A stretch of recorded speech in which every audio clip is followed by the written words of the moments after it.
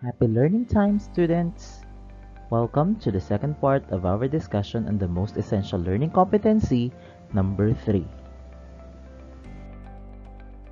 Today's topic is still all about modals. We have learned from the previous video that there are 3 types of modals. We have modal verbs, modal nouns, and modal adverbs. So we have learned that modal verbs are added before the main verb to further clarify its meaning. Modal verbs are auxiliary or helping verbs which modify or change the meaning of the main verbs. You use modal verbs in giving advice or suggestions, in making requests, or in giving predictions and prohibitions. And this time, we are going to proceed to the second type of modals, which is the modal nouns. But before that, let us answer this activity by arranging the letters placed before each number below to form the modal verb that fits the sentence. Let us have number 1. The son blank not leave his mother alone. He felt a great responsibility to take back his mother home. The jumbled letters are D, O, U, C, L. So what do you think is the correct modal? Correct. The modal is could. The son could not leave his mother alone. He felt a great responsibility to take back his mother home. Number 2. The possibility of the farmer to leave his old mother on the top of a mountain blank be done, or else both of them will die. The scrambled letters are S, O, H, U, L, D. What do you think is the correct answer? Very good. Should. The possibility of the farmer to leave his old mother on the top of a mountain should be done, or else both of them will die. For number 3, the governor realized his mistake, so with the ability he has as a governor, he blank abolished the law. The scrambled letters are I, L, W, L. What do you think is the correct answer? Very good, it's will. The governor realized his mistake, so with the ability he has as a governor, he will abolish the law. Let's proceed to number 4. Long, long ago, there lived a poor farmer and his aged mother in a village where a cruel governor blank tested the capacity of his people in following his demands. The jumbled letters are D, O, L, U, W. What do you think is the correct modal? Fantastic! Would. Long, long ago, there lived a poor farmer and his aged widowed mother in a village where a cruel governor would test the capacity of his people in following his demands. And let us have the last number. The governor once again expressed his ability to use his power by demanding that his people blank bring him a rope of ashes. Using the clever idea of his mother, the farmer made a rope of ashes. The jumbled letters are U, M, S, T. What do you think is the correct answer? Very good. Must. The governor once again expressed his ability to use his power by demanding that his people must bring him a rope of ashes. Using the clever idea of his mother, the farmer made a rope of ashes. Did you get a perfect score? Well done! Take note of the underlined words used in each of the sentences. For number 1, responsibility. Number 2, possibility. Number 3, ability. Number 4, capacity. And number 5, ability. Are they familiar to you? These words are called modal nouns. The next activities will let you know more about them. Do you remember the announcement in the previous lesson which said all persons below 21 years old must stay at home during enhanced community quarantine? What was your reaction to it?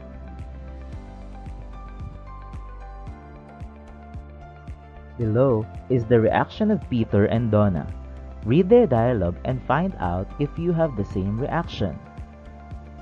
Donna, did you hear that it is an obligation for persons below 21 years old to stay at home during enhanced community quarantine?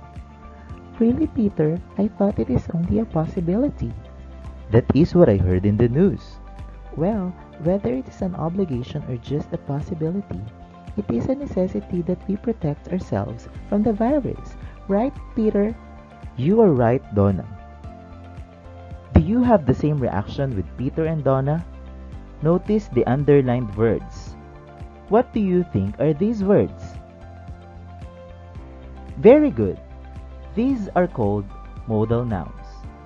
Based on what you have noted on the use of modal nouns from Peter and Donna in their conversation in the previous activity, let us learn more about modal nouns. Read and study the sentences below. Letter A. If Carl campaigns hard, his win is a certainty. Letter B. Carl's friends expressed their willingness to help Carl in his campaign. Letter C. There is likelihood that the students will vote for Carl. What do the underlined words in each sentence mean? Do they have the same meaning? If not, what makes them different? How are they used in sentences? The three underlined words may mean the same because they are all qualities or states. However, each is unique. Certainty is a quality or state of being certain or sure. Willingness is a quality or state of being ready to do something. Furthermore, likelihood is a quality or state of something having the chance to happen. Specifically, certainty in sentence 1 expresses that Carl's win is for sure. The word willingness in sentence number 2 expresses that Carl's friends are ready to help him. In addition, likelihood in sentence number 3 expresses that there is a chance that the students will vote for Carl. These words are used as nouns that express modality. These nouns that express modality are called modal nouns. Just like the modal verbs, modal nouns also express the quality or state in some manner other than as a simple fact. Read the table below that shows more examples of modal nouns, their meanings, and sample sentences. The first modal noun is possibility. Its meaning is the condition or fact of being possible. Sample sentence: there is a possibility of rain tomorrow. Next modal noun is obligation. Its meaning, a condition or feeling of being obligated or required. Sample sentence: students have an obligation to study hard. Next modal noun is necessity. For the meaning, the quality or state of being in need. For example, nowadays, mobile phones are considered a necessity. Next modal noun is ability, meaning the quality or state of being able. Let's say, for instance, I have a friend who has the ability to read minds. Next modal noun is permission, meaning the right or ability to do something given by someone who has the power to allow or disallow. For example, my brother is given permission to play. Another modal noun is request. For its meaning, the condition or state of being requested or sought after. For example, the sick lady sent a request for medical assistance. So here's another set of modal nouns. Promise, which means a declaration to do or refrain from doing something. For example, it is important that when we make a promise, we keep it. Another one is chance, which means the condition or fact of a particular outcome in an uncertain situation. Let's say, for instance, if Tony works hard, he has a big chance of succeeding. Another modal noun is requirement, meaning a condition that something is needed or must be done. For example, during the pandemic, quarantine pass is a requirement if one will go to the grocery store. Another example of modal noun is responsibility, which means the quality or state of being responsible. For example, it is the parent's responsibility to provide for their children. And the last, modal noun capacity, meaning the quality or state of being able to do something. Sample sentence, I believe my teacher has the capacity to teach us online. Now, what do you observe with the modal nouns shown in the table? Are they similar to modal verbs? If yes, how are they similar? If not, how are they different? The modal nouns are mostly names of qualities or states. They are similar to modal verbs in a way that they also express modal meaning. However, they are different from modal verbs in the way that they are used in the sentence. Modal verbs are used to add information to the main verb, while modal nouns name a quality, state, or condition that state modality.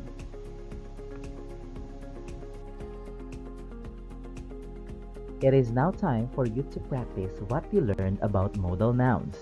Accomplish the activities and assessments provided for you to enrich your learning.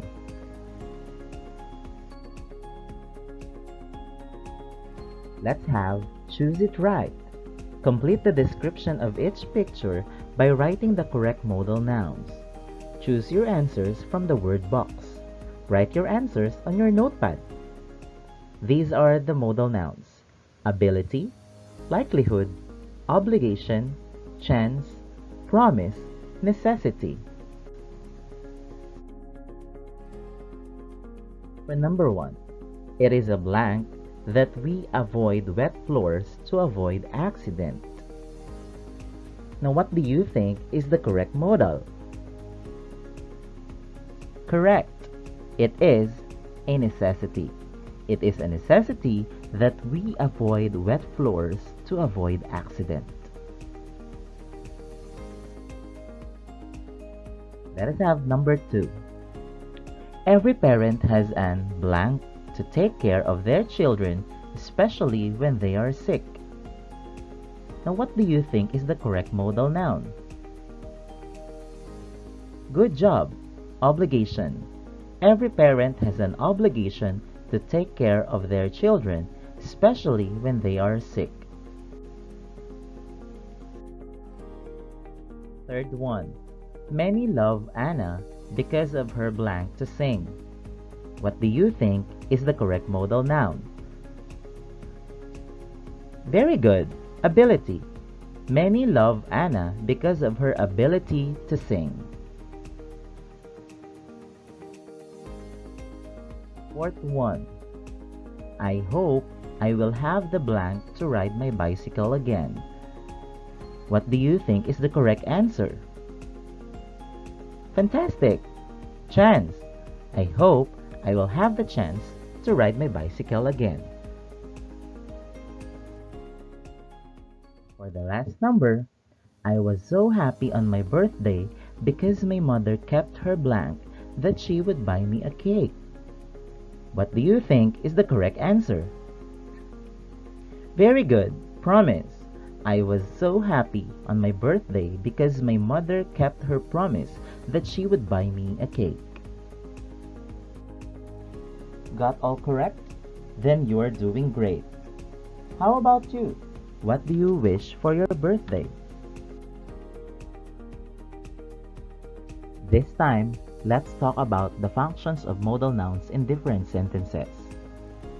Modal nouns are used as a subject, direct object, subjective complement, and appositive. Let's have an example.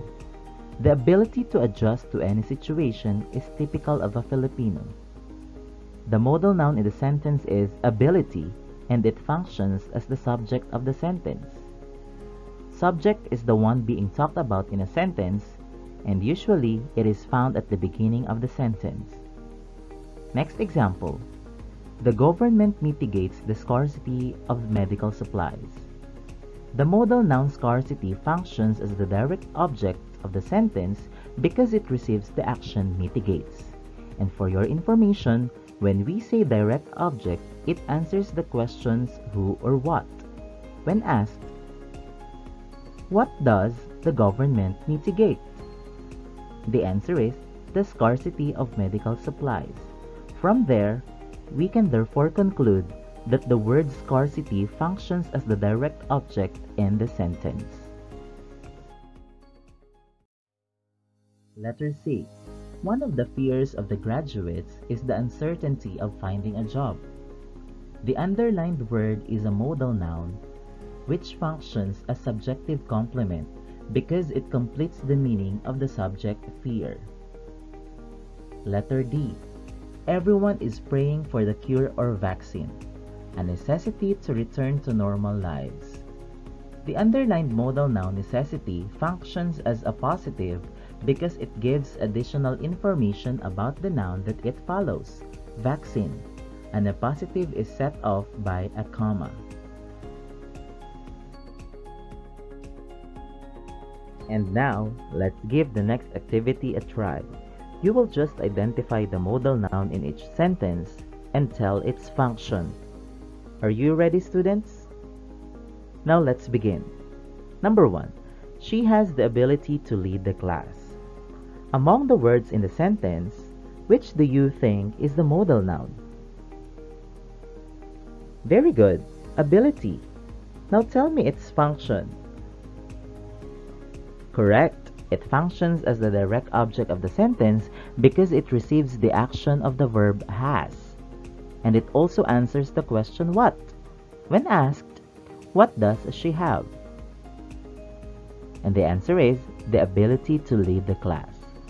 Let's proceed to number 2. Responsibility is a commitment to perform the duty assigned to someone. Among the words in the sentence, can you identify the modal noun? Very good. Responsibility. Now how about its function? Yes, it's pretty obvious that the modal noun responsibility functions as the subject of the sentence. Why subject? Because this is the one being talked about in the sentence, and it's pretty obvious that it is placed at the beginning of the sentence. Let's proceed to number 3. Sufficient load balance is a necessity nowadays for distance learning. Identify the modal noun in the sentence. You are right. The modal noun in the sentence is necessity. How about its function? Correct. It functions as subjective complement of the sentence because it completes the meaning of the subject load balance. Always remember that the modal noun becomes the subjective complement when there is a presence of any linking verb like am, is, are, was, were. And the linking verb that we have in the sentence is. Can we proceed to number 4? Alright. Pedro needs to renew his professional license, a requirement for his promotion. Among the words in the sentence, can you tell me the modal noun? You are right again. It's requirement. How about its function? Fantastic. It functions as a positive because it gives additional information about the noun that it follows, license. And also, an appositive is always set off by a comma. Let's proceed to the last number. The city mayor kept his promise of providing learning tablets to Manila Public School students to be used for blended learning. Can you identify the modal noun in the sentence? Very good. The answer is Promise. Now tell me its function. Alright, it functions as the direct object because it receives the action of the verb kept, and it also answers the question what. What did the city mayor keep? And the answer is his promise of providing learning tablets to Manila Public School students to be used for blended learning. Have you gotten a perfect score? Well, you're such an amazing learner.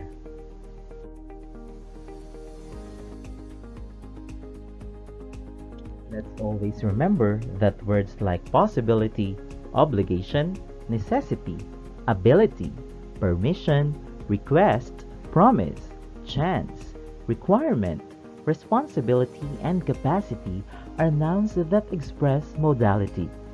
These nouns that express modality are called modal nouns. Just like the modal verbs, modal nouns also express the quality or state in some manner other than as a simple fact.